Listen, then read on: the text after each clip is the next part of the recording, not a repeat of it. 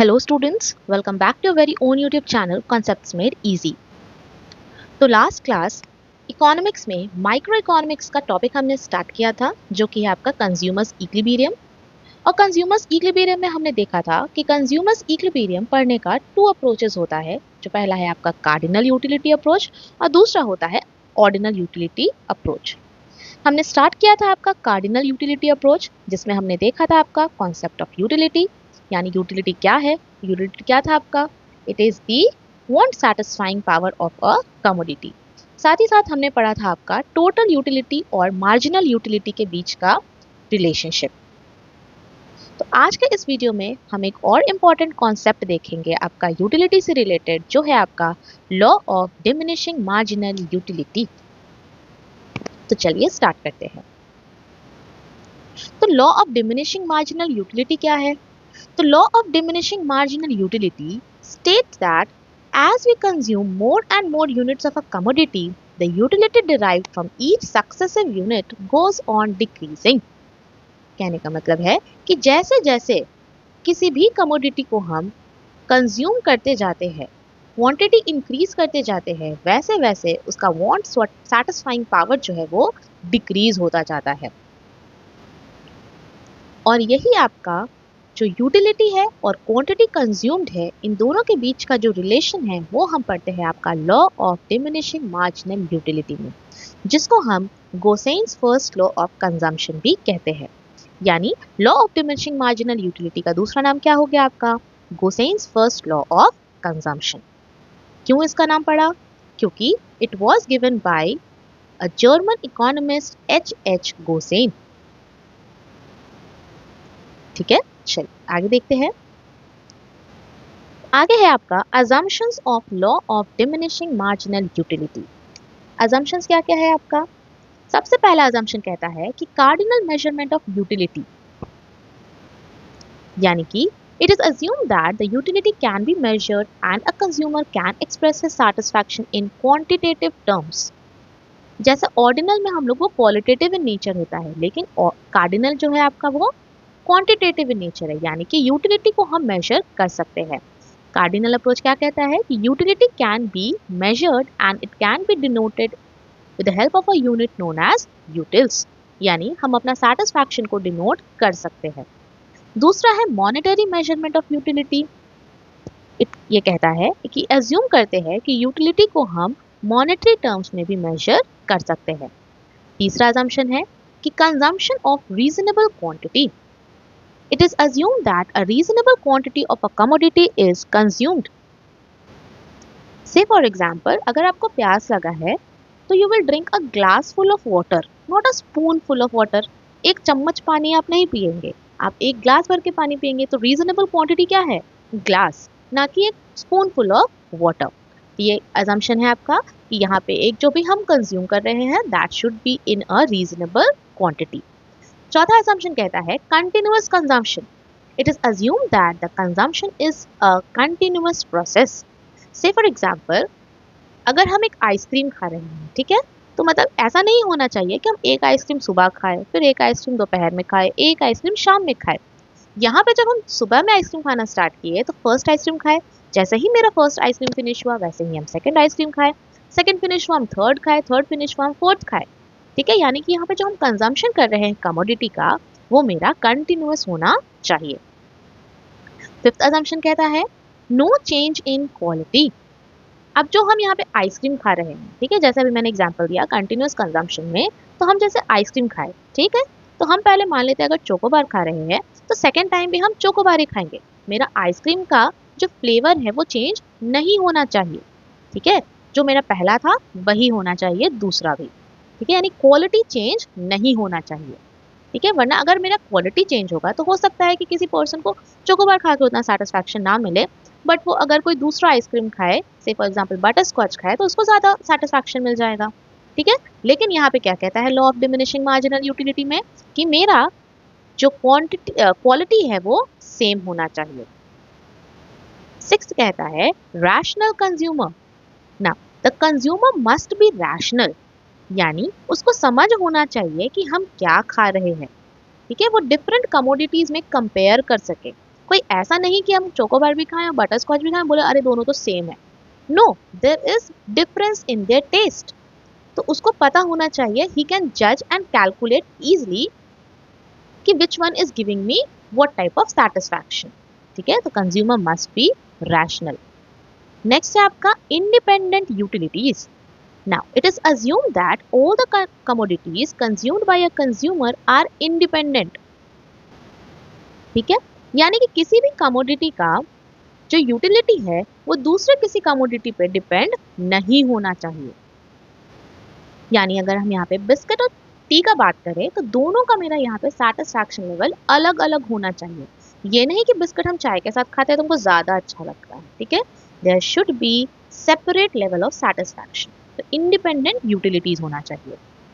और साथ ही साथ it is also assume that one person's utility is not affected by the utility of any other person. ठीक है, किसी और का यूटिलिटी से किसी और पर्सन का यूटिलिटी को अफेक्ट नहीं होना चाहिए।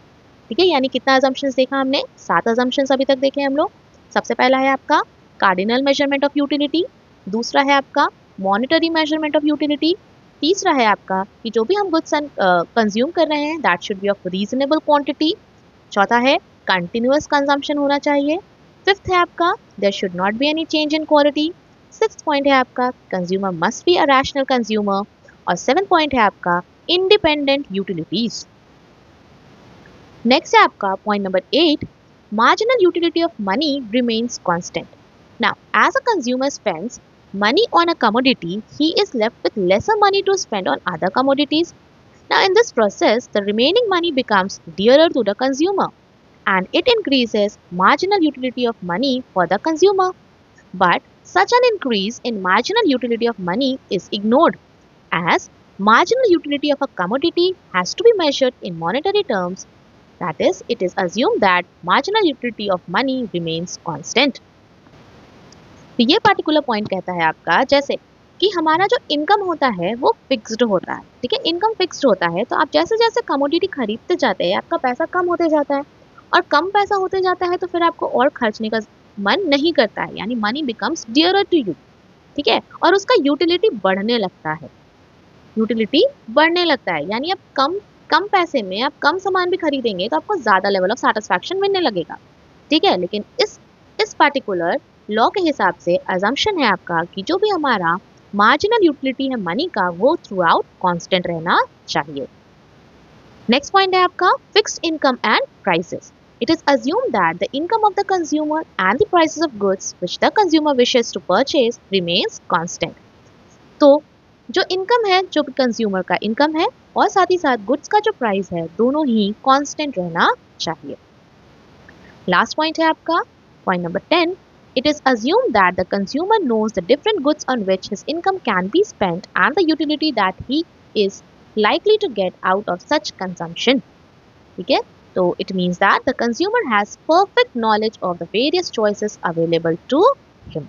यानी जो भी हमारा यहाँ पे कंज्यूमर है उसको फुल नॉलेज होना चाहिए about the different type of good जिसमें उसका पैसा लग रहा है। ठीक है, और साथ ही साथ इसको पता होना चाहिए कि किससे कितना यूटिलिटी हमको मिलेगा। ठीक है, in short he should have a perfect knowledge of the various choices available to him. ठीक है, तो ये था आपका कुछ assumptions of law of diminishing marginal utility. आइए इसको एक शेड्यूल और डायग्राम से समझते हैं कि what do you understand by law of diminishing marginal utility. देखेंगे यहाँ पे दिया हुआ है आपको आइसक्रीम कंज्यूम्ड 1, 2, 3, 4, 5 एंड 6। फिर दिया है आपको टोटल यूटिलिटी 20, 36, 46, 50, 50, 44। मार्जिनल यूटिलिटी कैसे निकलता है आपका? Total utility at n minus total utility at n minus 1, ऐसे निकलता है आपका मार्जिनल यूटिलिटी। तो यहाँ पे हमने माइनस किया total utility eight 1 minus 0, 20 minus 0 is 20, then 36 minus 20 is 16, 46 minus 36 is 10, 50 minus 46 is 4, 50 minus 50 is 0, 44 minus 50 is minus 6। ठीक है, तो law of diminishing marginal utility कहता है कि जैसे जैसे मेरा कंजम्पशन बढ़ता जाता है वैसे वैसे मेरा मार्जिनल यूटिलिटी डिराइव जो होता है उस कमोडिटी के कंजम्पशन से वो डिक्रीज होता जाता है। जैसे आप ही एक एग्जांपल देख लीजिए, ठीक है। अगर आपको जूस पीना है, ठीक है, जूस पीना है, तो आप फर्स्ट ग्लास ऑफ जूस अगर पीते हैं तो वो आपको बहुत ज़्यादा सेटिस्फैक्शन प्रोवाइड करता है, ठीक। उसके बाद आपको कोई एक और ग्लास ऑफ जूस ऑफर कर दे तो आपका धीरे धीरे सेटिस्फैक्शन जो है वो कम होता जाता है, ठीक है। फिर कोई तीसरा ग्लास दे दे, कोई चौथा ग्लास दे दे, तो ऐसे धीरे धीरे आपका जो सेटिस्फैक्शन लेवल कम होता जाता है वही है आपका मार्जिनल यूटिलिटी। यानी एक एडिशनल ग्लास ऑफ जूस पीने से जो आपको यूटिलिटी मिल रहा है that is your marginal utility. फिर एक ऐसा पॉइंट आता है कि जहां आपका यूटिलिटी एकदम जीरो हो जाता है, ठीक है, यानी मार्जिनल यूटिलिटी जीरो हो जाता है। जिस पॉइंट पे मेरा मार्जिनल यूटिलिटी जीरो होता है उस पॉइंट पे मेरा टोटल यूटिलिटी मैक्सिमम होता है, ठीक है। यानी अब उसके बाद अगर हम और कुछ खाए या फिर पिए तो that will not suit my health. उसके बाद फिर देखिए आपका यूटिलिटी किस में चला गया, माइनस में। यानी ये सिचुएशन अकर हो गया आपका डिसयूटिलिटी का, यानी जीरो के बाद जो भी मेरा नेगेटिव फिगर्स में यूटिलिटी जा रहा है that is your disutility. Utility का ऑपोजिट होता है डिसयूटिलिटी।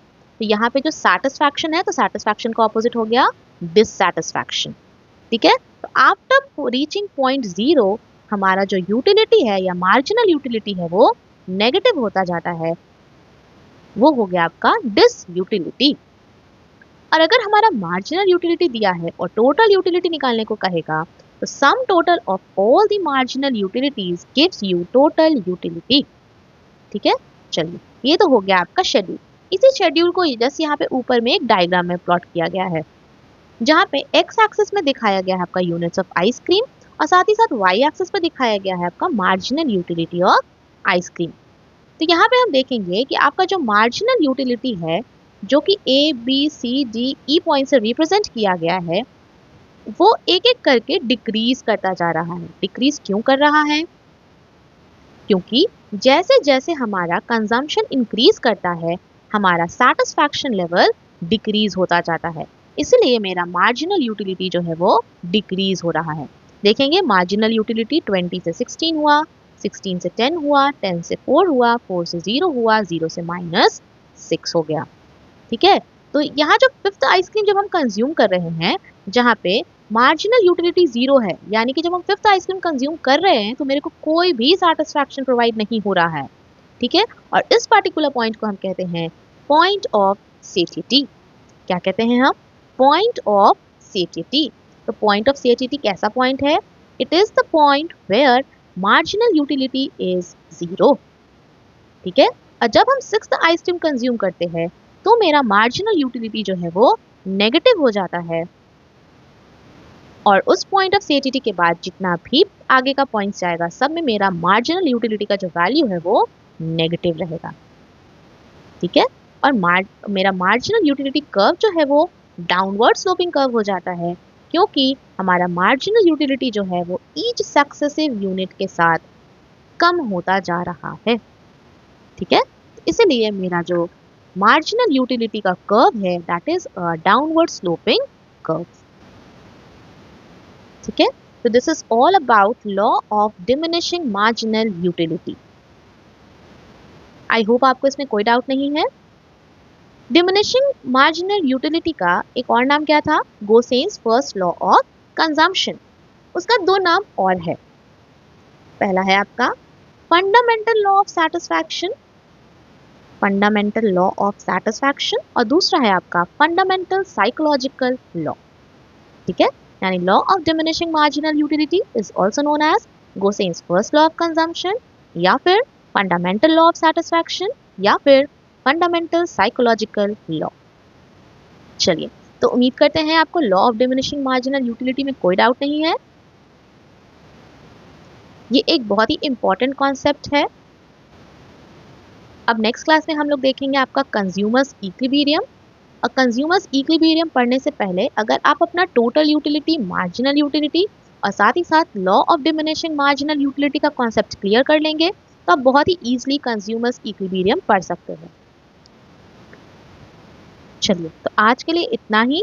फिर मिलते हैं नेक्स्ट वीडियो में एक नए टॉपिक के साथ। तब तक के लिए कीप स्टडिंग। Thank you.